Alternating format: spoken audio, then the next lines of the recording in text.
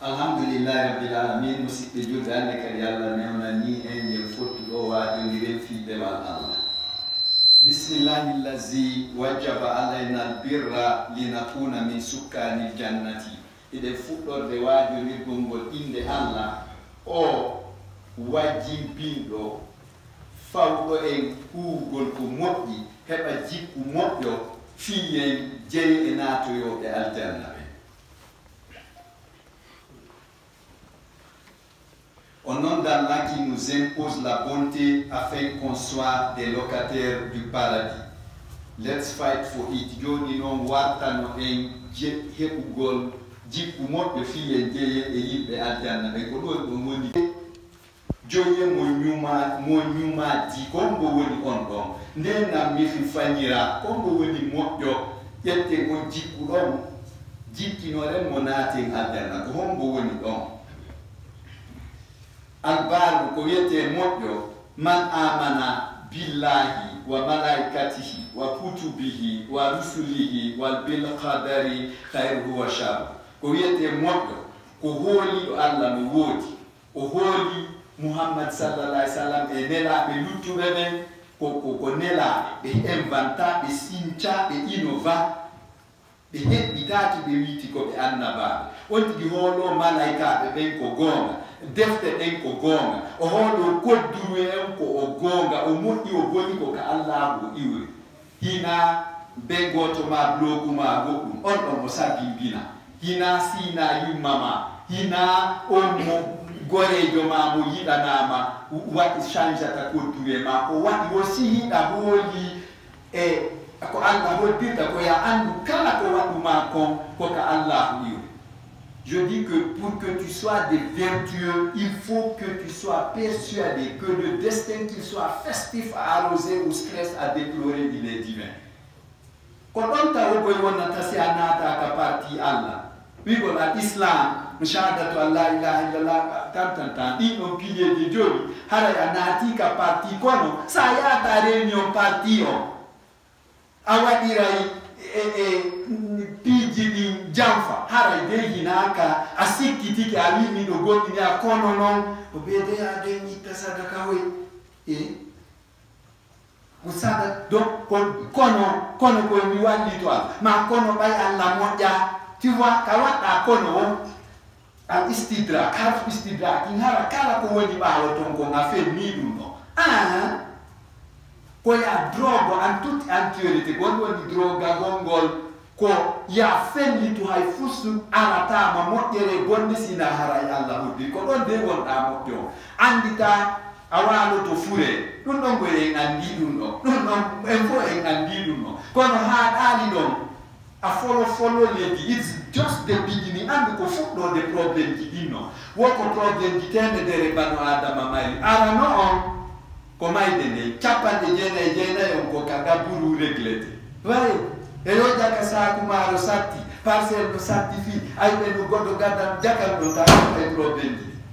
les autres 99 probléme ko ka gabburu woni tu vois hooloɗa kala ko waɗi kon ko Allah o hoddiri ɗum ɗo sina ɗum hay fuu si hikkitotaɗo ko ɗenta gonɗiɗo ko hooliɗo wonde ko Allah o hoddirta kala ko waɗi kon ko Allah o hoddiri si nappitike ɗon tun a huttitike ɗum ɗon andu diina ma kan ko bonka ko ɗum Allah da ɓenni aslam nane ɓe amannaɓe gonɗini Allah daali yeetoɗe lamtuminu on gonɗinaali taw ɓurɗu wiye aslam namen naatika parti Allah kono men mina julɓe tigi hooliɓe ɓe ɓay ɗum ɗon koye taw mo bantikema koye andu hari Allah hoddino hande woɗɗodiri e ɗum ɗo igo he oɗoɗomo compa a jaɓata yawa yette bari ɗum ɗon no tindira seleyanke kadduyanke joggoyanke ay fayin hara ima non no manki koye goɗɗo tappe banto wiya ani a tappay ɗo kadi kon tuma on tigi wonata amannaɓe ɓen tu vois donc o yiiɗe mari lowre ko be on tigi drogue o fellita wondema hay fus ala ko iwranta on tigi ka gurdam makko moƴƴi boni sina hari Allah hoddiri ko on ɗon nde wonata moƴƴo par ce que sa waɗi ɗum ɗon wiya dargal ngal daroto a ñawete sina Davide bay si be inni may kala nyawlido mahnunu fi qabri ma lam yudala hudan kala nyawlido o kolbete ka qabru makko lette tanto o yobitana ka ganya ma ande ngonti ya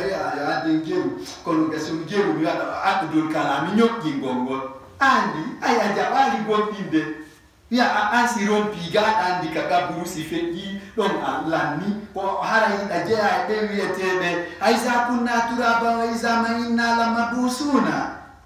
kere si me wono yi poussière ka qabru me wurni tete me landite tu vois Abdul Kalam yet don Abdul Kalam ko talku no wo ti wada ku musalla sukaro je tati la bitati ko kuma ti winda ka dok ya to inde moji do e ba on moji do e ma nyande ma pino da on nyawluma wada der ton yetta ukka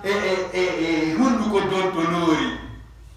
nino yette wade badi undani wa kasange jula dati didi wonde ase die gigolanda non irano ele kaji tidungi Abdul Kalam mura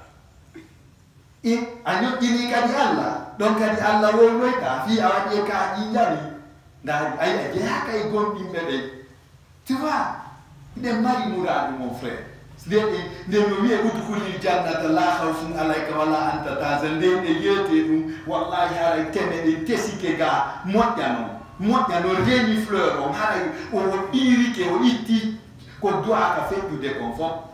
kon parce que goddinal mengal hino manki en holaki wonde makko Allahu waɗata ko woni o sina hande ngala probléme mbiya min no wonɗo wowlande o ɗum on mi ho haray no mankadila fankate mola banu adama dolna kala ko ari konko ko Allah hoddiri haray bay non joni banu adama dolna iñoño folto imalabu balam fe dunia fe fara giri la dunia koso atu fe tinkina golwa ko fian mi atata nondo ni mun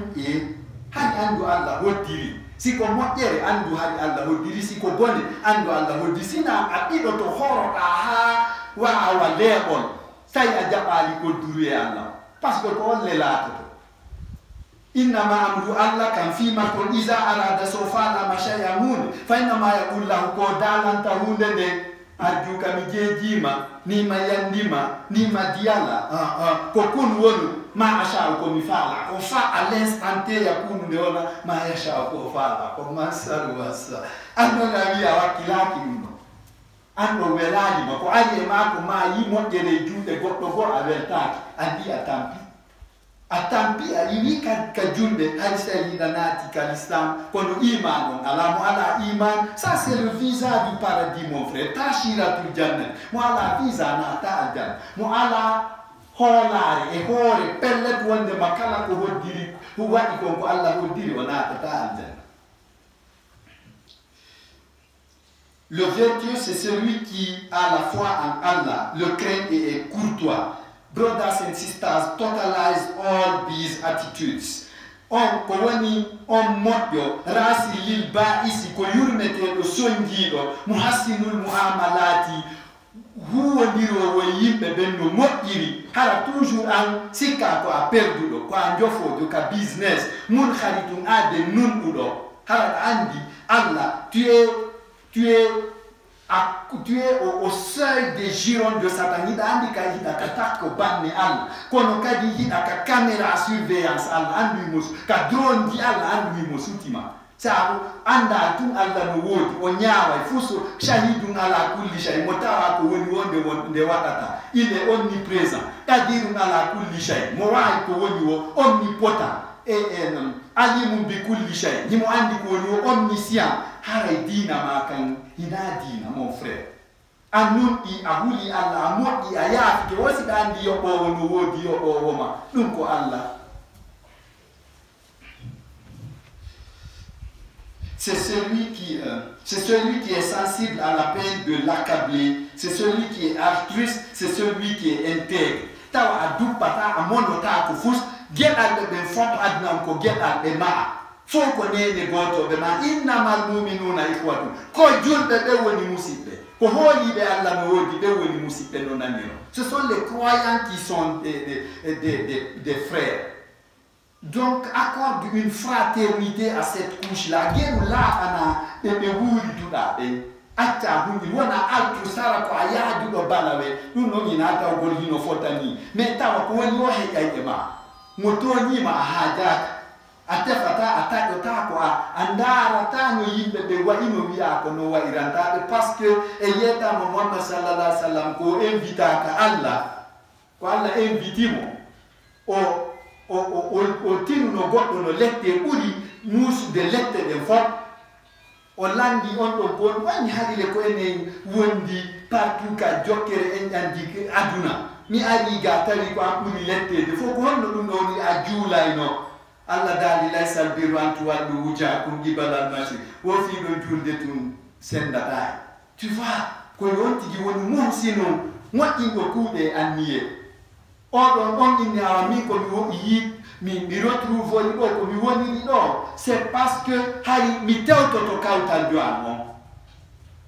si men nelimo luɓimen ɗon tene so luɓali men sumin ka ɗoyni luɓimen pel ala yayenɗaɓe ala ayi so hiwra kilan mi hiwrotako tu vois je vivais l'humeur de mes voisins hari min kuntu aishu nafsiyata jirani kawtal ɗanɓe no wa'ani la wo hari ko non wiyata donc anan kuntu muntaki man hari mi yottoto hina no ya yotto luɓe men ɗo tenirde min ala ina doyde ton an noon ɓe luɓo mago ɗum luɓuɓe mon frère fiya woni baran moƴƴo واخل الجنة والج الجنة ناتو الجنة متى تلك مجاكم ساجولي عند تما إلازم وظيفة عند تما هو إراجي بوادي أمرا إتيكا عند تما جاكا سا تلك تكاوتا الجمع جاكا ناتا الجنة سو بوني كما بونو دايما تبا oyi ko yebeno de wattane yila mon frère sina ko ala na wona na banna en hara on ne foutu la khawsa faabu ala har et on est déjà averti unzirna qabla al-fawati bil wafati e wajama adolawa kawtal ma fi Allah mon frère sina mari kawtal do mo hiwro a hiwro nita yaw joni hiwro namo so jabati watawi sala sangola bitati a hiwri ke mola bitati o ja sala sangola di nilia hiwro mo tulta a pa ku de baraji zunu baji ma monte tu vois Kerto balam fait dunia atutoni tagol. Calm down, be humble, my brother. Jipping horema, iyerela ji, jipping horema, iyete magoro. Sois humble, what a tonito. I fus minimum weni mano urma na silanga, ya kono minlam urma tafu yaka. Goje kuma madonde sallallahu alaihi wasallam mi do burma min jawdi wi ami mi do burma miskina mi do burma ngadi wi ami do burma kanaru tiwano quel problème no problème ata jango ko samedi lumo pili mi ara no woti mon frère tu vois kono en jippina e goybe sinantu e no shaytini donc aro ni shaytan on to no on do watamana ba ila na kakayit ta jabu shaytinde jamais sina Allah yeddete wona kono sina mata jabu seltinde hay fu san shaytan hara yo implanté confortablement dans tes fibres kat teuma haka chebe bandu mahara yo jobi keton anya shaytini tu vois ta shaytan au shaytini o ndiye shaytan non ko ganyo Allah fi Allah wata rondito fi aduna mon frère wata rondito sa tay min mi wondo ta ko do en sonku de pottito lan nyamba Muhammad sallallahu alaihi wasallam onela ma dubi sa poetati o woni makka fami makko fo be ni be hodo ta ko mo be yettali fi makko mo mettabe bappa makko hajino yidi mo ha kono ko nyande ko binyande o maaji o yuri ka fammere ko hebi duuɓi 49 on andi ko ɓe ande fi avocat jo mimo duuɓi 50 o marno o nela o seeni makka o woni duuɓi 13 ñett ko ɗum ɓe mi on n'est jamais prophète chez soi kama ɓe yiɗatama ɓay ɓe jaɓali dokkude dina makko kam nel Allah dali seno Madina o seni to woni duubi sappo e tati o Makka ko do yo to jotte ni makkiyatum ko di duubi sappo e tati di madaniyatum ko di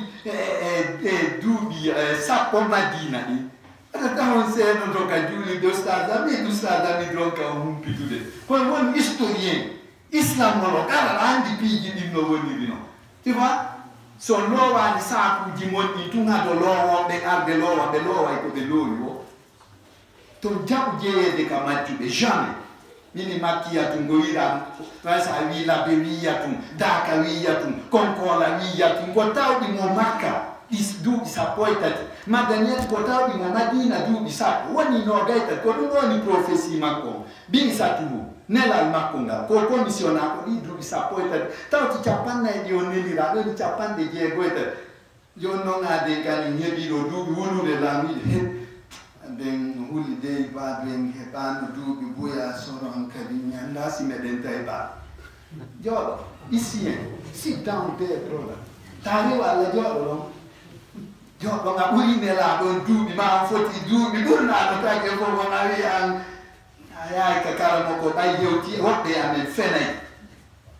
na wo sawa yo do aya dum do pedanti du je ke aya ni buri alla dole kwa alla da ni nyande da dubi e lebba e chapanna e katege yummama wonde ma ko dum do duhura wato e ba e chapande nay kadi be asrafil ari windi wi ko dum do asikete la ay no nga gondina sabi ada bay be dano masike ma da bay du'a be jutina no ma badde againali mon frère ko Allah windi kon firtete Dieu a accordé un moratoire à toute chose kullu khalaqnahu bi qadarin Allah wo ko dose mi tagiri ko woni wo ko won la mubaddila li kalimati min simite si di wodirowa fi chargeowa sanjowa ofto tagge falla mo fu ofto da waliya e ofto da sayku bebe ça c'est très bien hasinil muamalat bainahum ma mot yondiri e yibbe Allah be kono hay goto do wawata ma sendude e munkare wanna kisina golle ma notte ne te trompe pas ça c'est que faut pas concevoir la face hay goto hay Muhammad senda tama e lette sitawi agomina tu vois goto wawata o ɓeydande duuɓi ka on gonɗina on wola ko Allah hoddirta o hoddirino ɗum ɗo o hoddiri mon frère goto ɓeydantama arsiki jamais on ala kono ko wela taw gogol ustad fala dodo amina wayar albay ko ananka on kan yore an hayesan si duda ko trana adu becce ana c'est ça Udo wala tam hono jabana ande ko jumami haray ala on ton ne mi ro ton sal ne ro ton mi jogi ma ko mi lante o ma ko bala dana sisa mi gaina na le ora mi gaina mi ro jogi ko turu ya nyande alla areti ko pompanta lan carburateur 180 fois par heure ko mi do mai ari yo mi armi be dane ansiki e balle ashrakta billahi. Tu vois, tu t'es introduit dans l'idolâtrie et le polythéisme. Ali Allah gainata ko goddo gainanta. Wallahi dina maka boni asumoye. Ça c'est clair. Il faut qu'on se dise la vérité. Ça wona ni mumin holi lo kala ko wadata ko Allah wadata wallahi terto sonju gol men ka julirde gama podo pajanna gol tuta e suma e terto ay ko abandi Dartido alla wido alla ajuz ko ronki tudo il est impuissant lahul anati il est impuissant o gainata di goddo go tun ko arsike ko beda ne balle hay wallahi ko bay alla gainata ma alla mo ya c'est ça Allah la yukhan on ne peut tromper Dieu antese alla jamfala o monoma alla jamfa de brothers and sisters we can't cheat God no more brothers and sisters ko woni moddo famuhu tamidu bi azal khairi ko yo taw ko goddo tampata kon sonjay on tigi wasilu ran hara himbe jokki en tan dum don kadi ala enen ko si goddo go kawta nan tampi tuma iddo makko tampi tum mi welto donc inami juɗɗo wo allazina ɓe yattauna taƴoɓe ma in ɗan amarallahu mbiɗan allah an yamigani sala jo ko yeyawo en ni ko asabunari ko yimɓe yiide tu vois allahu rahimu mbina allah yurmete hay kefere o yurmete onti allah dala juulo en naw juuta allah dala hoor accu zina accu bonkiji no en naw watta kono allah no yurmamo wa bilije ɗen koye fof aranta so nawni yeru ko hoddiri on ti wuur kon o koramo lekki tu vois an noon wi a yurmetake tagi fo allah a jeyaka e o moƴƴo naatowo aljanna mon frère sa taƴi en ɗa ɗon ɗon ko murata par ce que min joni sila mari nene goto musidɗo tawi tum o ala goɗɗum ha jowan ala haray ko sabonirgol e luttuɓe goo a ala jihamiji koyin e tokoranɗe haray ko yiltoygol ɗon paɗe hara donto non ko men marɗo ɗum men donkitayno ka donkin ko non ƴettata mi naɓanamo hara nene goto an on hino soñjiɗa misal o mo wallude tu vois ɗata turraham haray mi taƴi en ɗan allah dalimo taƴi en a waɗani exception la istisna o ittintina wonɓe fof o sunnoyayde ka yiite ɓe lutta ton tu vois fais attention o musidɗoma allah dali itisal ɓurba haɗɗo musidɗoma on koya jontumo geɓal ma ngal makko ngal e nder jawdi ma ɗi hina an jeyi ko allah halfinma ko ya jonni tumo iiti sinan ko iiti alif ay waɗiɗo ta koye ngel wiyeteno kono wonni iiti alif yata doguɗo voye iitisa jonni tu paran joma on ton paran proche haɗɗa hu geɓal makko ngal kono a yiyata musidɗo ma hino tampi o ala ko waɗira dennabo ma o janɗi o nawyi a duppitimo tere moy koye fo dawo on a yurminay on ɗon tigganamo allah ɓe daali woɓe musidɓe mon ɓe wonduɗon si ɓe hewti tiggugol ɗon tawina wayuɓe fakati buhum teŋaneɓe ɗuɗa waɗoɓe ɗum ɗo teŋana goɗɗo go fi hara ko miskino hara o habbitaki joddigo hara hina joddi allah ni iqridillah ɗardan hasana mon frère ñawlir fi allah ñamande moƴƴe na allah ñawlata go mais ñawlira fi allah yoɓitoyte ñamande moƴƴere waɗan mo wata yotta yoɓitudema ko ɗon tunde woni joddini e heɓoyta joddi allah ni kono koyen taƴoɓen ɗan e yelanaki goto e moƴƴere en fof e nder temedere ko ɗiɗo tawaɗa hino woni to huloɓe allah e waɗoɓe ko allah daali ko rahibum ani nigmati moƴƴo komo yiɗa yottagol wano mi yetori on nonnane ka kawtal yaaga wal hikdi o yiɗa konnagol ko ya gañanidi ya konnago yo ari allahji mamadou welda e ben mamadou malaɗo ɗo ɗon mi nattiɓa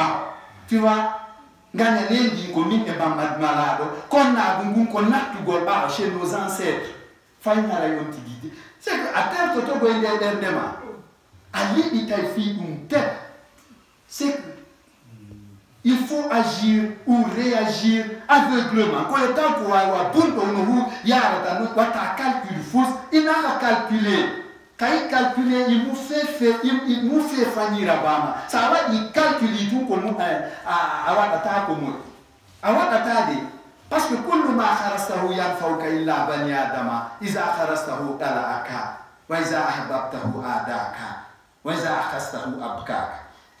sa habbiti a calcule a waɗa nilan goɗɗum yo mi moƴƴo e ma mi yotto hara a perdi Muhammad sallallahu alaihi wasallam maki kala a ɓay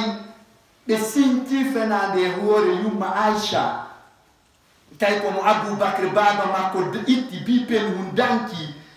o moni Allah daali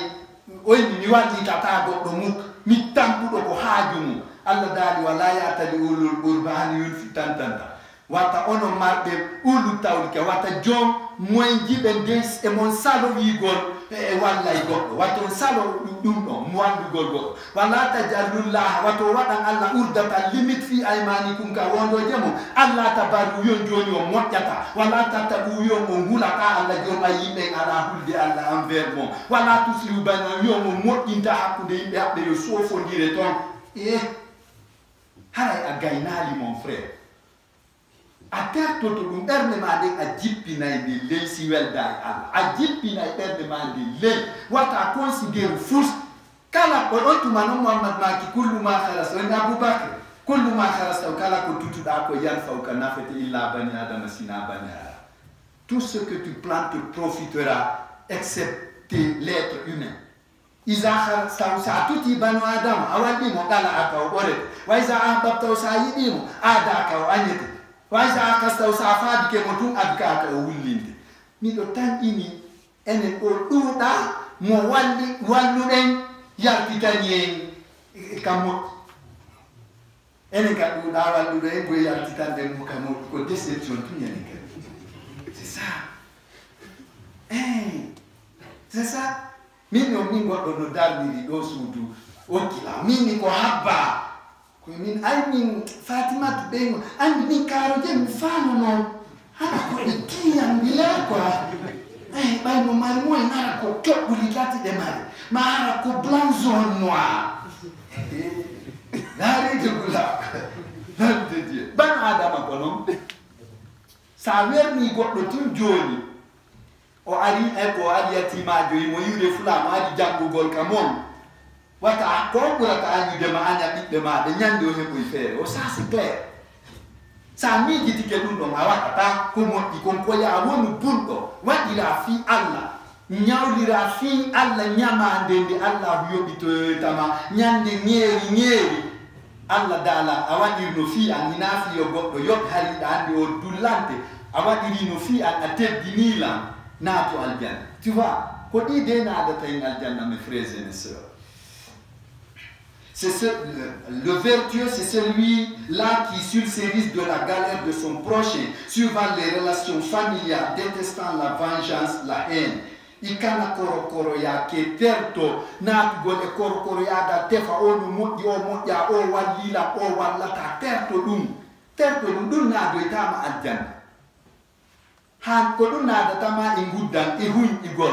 tu vois minima ikabe soro ya ay do wonbe lo be benana jonde maninkare ko biwo parce que mi juti ikabe soro ya idabe to ya fo ko do hebuda fo ko do accata fa huna wajata kull wa huna satatu kull ibiri libe imam biri luman be if you met everything here and you leave everything here donc watan he la tu bazir wata funsu d'accord ça fata tabu da sako jolo da mahasura ngara yimbe de hino yimbe dese vuma maduma hina fela inna mubazirina funso de bay shaytan wadante donkel wonna mamad mala dogo no yokki ko joni pusay mo o bazirino o gaspia on tuma yimbe bono e mako onisa donc la tu bazir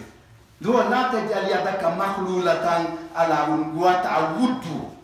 wa yette jallojo hayso peñike sukundum ko yo soani don ko yo mal pedali makko di so taji ko yo bennu kono ta funsu kadi aniso ya idunga shaytan ardante ken ma fi suduri nasi yuwasbisu ko woni mijo mango jikumao ko don arta o pagay sai ko akko enna okkiti fo okira wa yefuta ni jure Soggira di cui ma poi partu kaya ao e quindi col fus mi non dombi kakonde de inniti rimo bobo ai ko miliardero mai fatti jango mun baba bobo change in the net di goddo go modi ati jamalo na wonde mate wadi kanyale konde lande Kanyale Konde imitirimo milliardaire pour celui qui le connaissait. O mai ne baba bobo sanzi bobo yindele. Non faut ko passe mandina Allah hodirta Allah arsikata ko tokora on arsikata. Non tu vois. Et watane yila de ba en attitita mo on fo fiye be jonde. Atti de fa. Hina annabi sita e nuhu e haruna nongui. Ko fe di dombi ici na annabajo addano don kadi sappo wona ko nimani faddi jango faddi jango denna bo este wadi inde be yimmitiri goddo go modi dugula yagal ko ado anda faro gole alla ko ado mo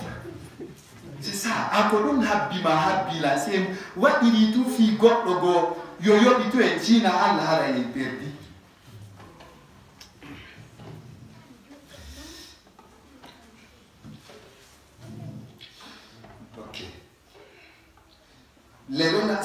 c'est celui qui suit les relations familiales, qui déteste la vengeance, la haine.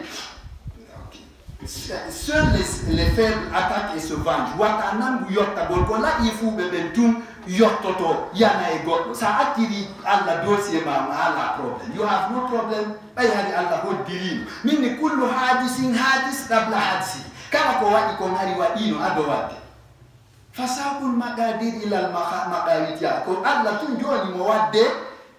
o adda ko hoddino ko ngetankari de kon hadi Allah hoddiri. Hayo hoddiri wonde ma mo saydara la handari Allah hoddiri ta la watti kulle pijetti ma hayo hoddiri no dum do ta hay fus goto al asina kan ko Allah yo hoddiri tu vois donc terto de monodiran ko sonja tum atampay si goddo nyami joni namal e fonyal o wari ke o monanati goddo dano to modjano sai da nyami bifte ka honde tuma ida monani goddo adano ta ko redu ma no taja tum ida palli to tum ay insomni nangi atampi hatale ko duri Allah ko la toto ala yemen fe wole lekela ko Allah God does what he wants to do, brothers and sisters. Ko fala ko la toto yi da anyuda donc yi non minni kama anna bitara Allah ala sika kisari ahan alaman ani ruku bisari. By train Allah on yahi. Quand on a un train perdu. Comme le train d'Allah sur les rails roulera neuf et celui qui ne s'embarquera. Istaslim, istakfi bigada ila yondi no ko duriye Allah. Allah problem bay ko dum kadi la toto. Ko dum sida ngol do hude mawba ari ha bagari. Ta dum illegal fani kino da ko dum ankadi. Ni afala no danga tay ko don bagara awa ta podem goddo ata change de ko duri Allah fono ala jabude fiu ko yimbe mari perde sene yanke accata kaldu yanke he kono yette bar jabata yawre ko ni tu vas tu faut ko zero hala ya wonali gondindo mimi ko yo taw ko holi da ko Allah tun gaynata ko no gonduma hakki ha ko dum tun jogida il faut que tu sois animé par ça ou de ça ko taw ko dum don to wata ma ande ma ko duru e an ko Allah ho diri ko dum la sina tampa faman lam yarqat fi riyai ko woni moddo nato adam ko dum do fo ko Muhammad sallallahu alaihi wasallam maki ko mo wadi ta yingo fiyo yide wal khanati e fiyo nane wadira goddum wiye o fiyo mi hebu don inde wiye mi moddi le populisme la démagogie magara be na koma boni hara wadi tandum ko fi Allah wal qabd hatta to da wuddugol anda wonde ma nguddan ko jofo yagal paso ko jeeda wo ko okkitirda kon mali insani min mali illa ma mawala banu adama jeya fus e der ko yangani ko sina ko okitiri ko tu vois yette biji puji mes frères mes sœurs wati briter to mawni tinare to ni tagol alla mettina ni hay to ni diloini innaka anko blofu da lan takhrigal arda muk andi bata hatu fale dindi walan tablu khal jibala tula atu gonflo tant kadi ha fota ay belle donc c'est que l'homme alla kambani sunno itamu c'est ça no towniti siebi e jawdi ganda townito hokoto no yediti wonde ma je m'excuse fort mais il faut qu'on se dise la vérité o yediti ko so ko yosali mo sali sobe ko harmu ko yaltu di dingo e harmi mo sali sobe gildi no habbi mo nyama mo ka gabu ma ko no do tonto sina parce que stupide bête balare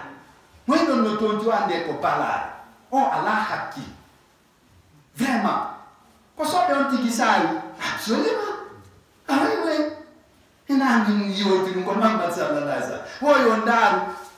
ko fetu do yo dosir profondeur fetere makonde andi tugol koy tobbere wondum o fuddi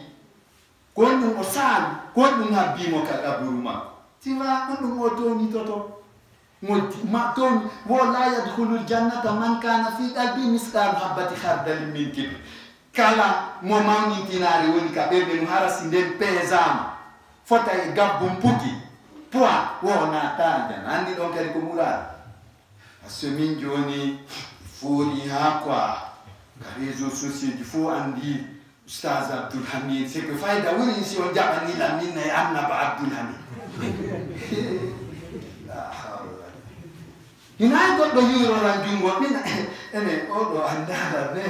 wala ko yidi Ustaz annabi Abdul Hamid ko dali life ya il te dit quoi hombo who are you nenira tu es qui toi sina fu do to de ni dune sa do choro mo gil i habbi onyola ko dum tum wonda mon frère ko dum wonti gito mi to tu vois on dit do fono nya lo wa kasa ku mengo sinate ngal jam dara be fu ya kaka kabaras kaka be fu yete ko ta di do ingredient di do muta ya di do composant di fono kasa kuma sinata de di do fo ide mari mura terto e modi pati e modi sununu e bengu terto e ani due donga ngarondi dangal faman la yaishu bi nafsiyati kami mutamannin nasa ali sahibi ko wana tamokyo nato aljanna kadi ko mo okkitirta wajita ko ande utia mamad mala ande abonni fo Cetane ardani ma on kadi oni sanastadriju min haysu la ya'lamun mi hypnotisira be hano ku gabe anda mi lewa na be cende de fo ani yamin wa shiba wara wa ama mi lewa na be cende de fo mi jibita tu vois on dit ya dadi di do fo ko no wajite boni tu vois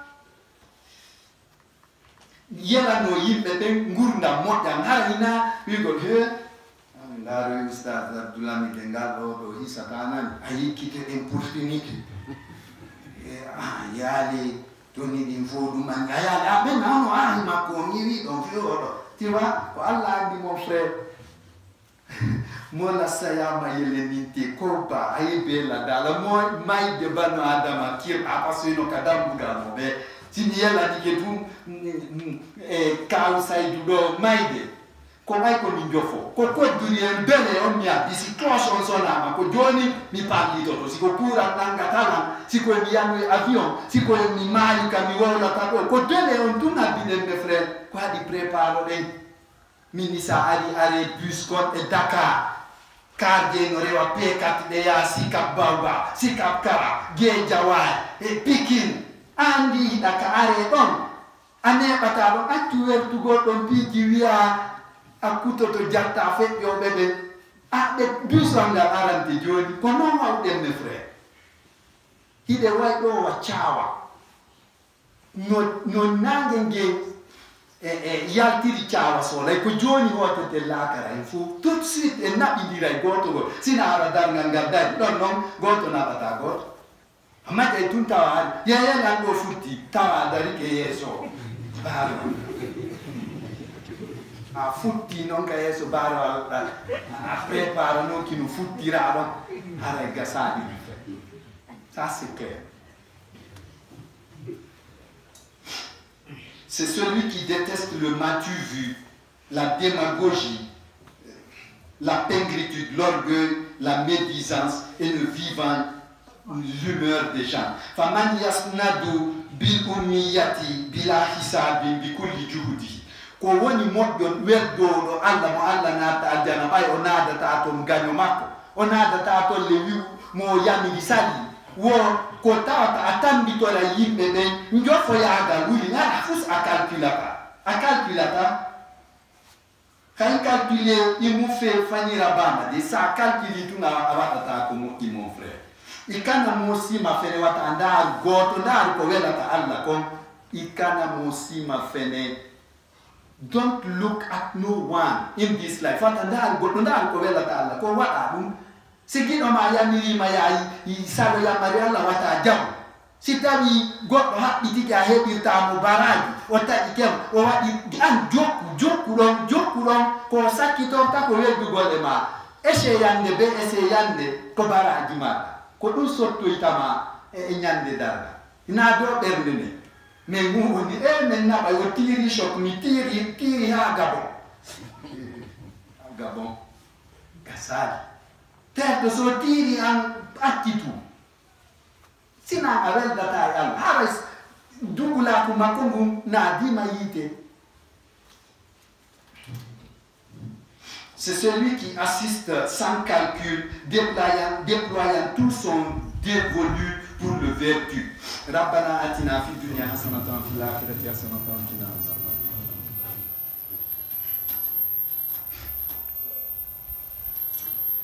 Alhamdulillahi rabbil alamin. Alhamdulillahi shakuril halim. Alhamdulillahi jabbar al mutakabbir. Ikhwani kono ye musibia fal natabi mashurati nabi jokkenon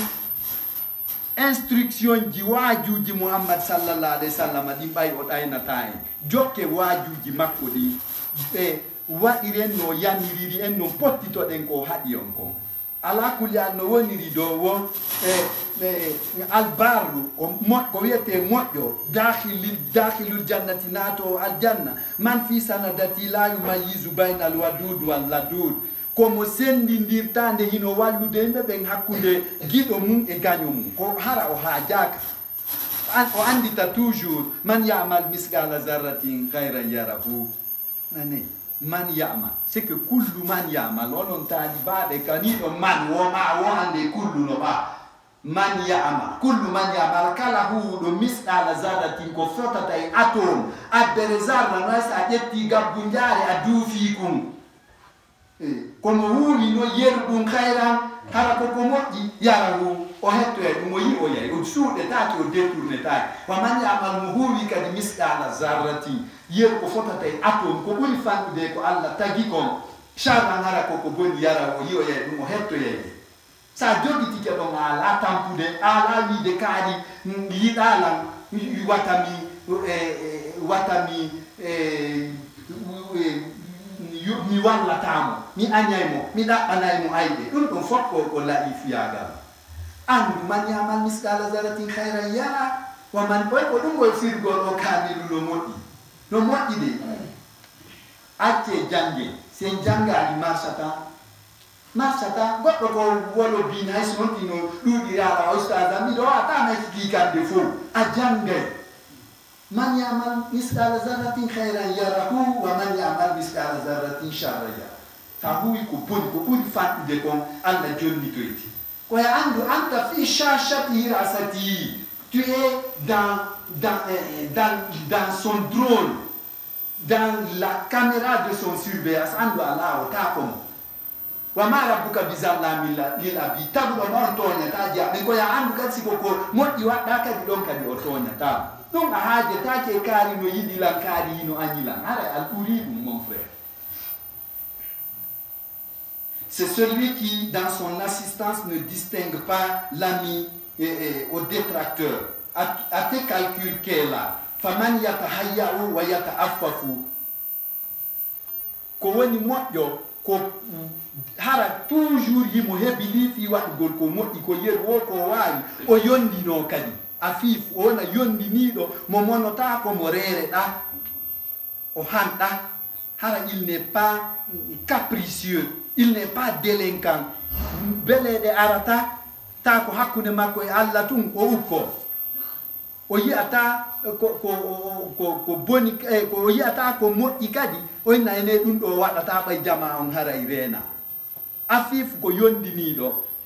si wos Muhammad sallallahu alaihi wasallam ci sa yondinike ay afif ko ay waaliɗo fuɗɗori afif kala wonɗo yondiniɗo o heɓay alimun gando heɓay malikun lamɗo ay so laamorade sous préfet yagal préfet ministre kono heɓay gandal ngal Allah yiɗi teddinogal mo watta mo lanɗo afif si talibaɓe no ga afif yondiniɗo mo ha jaka on heɓoyay ɓay ay waaliɗo fuɗɗori haala kan ko ɗum fuɗɗori heɓoye aali mum gando mo ay waaliɗo fuɗɗori ay ko aali mun ko mimu lannotori on ɗon kadi o heɓay malikun lan tawi noon a hunƴi a falnaka ɓiɓɓe tagge fo ngon fof moƴƴere a ittata sadaka a heɓata sagata ça c'est clair ndaare tumɓe falaka ɓiɓɓe yimɓe ɓen fotay ara num ha yahino yuppito ya o yuppi tuuba waɗa criss cross e yenki so waɗa chaine waɗa ɓoylere quoi fuɗo to ene a juli abendu no ndani on nawo mi fanki e wanno law afana kay ben ben vera ta sikkude Allah faapatama an yani ke yimbe ben haysi afa wawata bay awata bonnude be kono nan Allah yobete innamal a'mal binniyat Allah ko intention ji di mo jokki awone afif mo haja ka yidan won do nene e baba fu haray don a malama bibbe ma be malama. You must do everything without calculating, brothers and sisters. C'est celui qui n'est jamais indisponible pour toute vertu. C'est celui qui est partant et obsolescent. Faman mihimaluhu yahamilul ha'i wa ukam. No ay wa taxihum moyo, no ay wa taxihum hara rondo to valise de là-bas et en Europe rondo kadi chawlo e oddi. Je veux dire hara ko awoni dama matu poubelle on ka mo ka hodo mon hara fure wa e ma munyora ko an marana aljanna ko an bibbe mum ben kelkoyta bay woni kelkugol ko rewgol Allah na do heɓugol cuuɗi ni na timtawata a rewata Allah wiyano Europe no Asie no ɗo e ɗo tawa rewata Allah ko on ɗon ɓuri fo miskina kan no heɓali aljanna o ko miskino mon frère ko an ɗon andi ko faala ya wonu e ɓiɓɓe maɓe wo ko a falantake tun non do ɓiɓɓe yimɓe bone kama ndayga jamais sakkitoyta ko en toute chose il faut considérer la fin ko battane ɗen darete c'est ça ɓeni la fin justifie les moyens ko ka battane andete ko hon ɗum jokkano ko ɗo woni dabbude nde wonde tawa amayi ɓiɓɓe maɓe woni sago gaño tiwa woni hojo ha jannete ɗum taafuga hoɗo haray gasani yiɗa yi ɓiɓɓe yimɓe ɓe moƴƴere nde yiɗanɗa hoore maɗe koyo tawni ɗum ka porte bagage ma a rondoto valide a rondoto cawlo e oddi fof famman la ɗamamatu yahani koye tawnini on tigi ko poubelle sawtu mafɗudi sawti yo taw to an bambanta ɓe ala doole ɗe sorta so ɓe accita golle ma fof ɓay alyatimajo e miskino hino tampinede ɗa dagoɗa sortanaygo ɓe guere ton nani ala e mum fuuta ɗo ko mama la mi ala e mum Allah dani walaw sha si Allah no faala no ko la anata ko ngonon kadi o tampina waɗa no miskine al yatima o jarri boto woni fima ata kum ko otti ɗon darja gandal ma jawdi kon accu sorta so ɓe daɗi to ɗa haɗide ɗa fi o miskino yo hettu gonga fi o al yatimajo yo hettu gonga Allah kachetane e visa aljanna. C'est celui qui charge valise et pacotille une poubelle en question.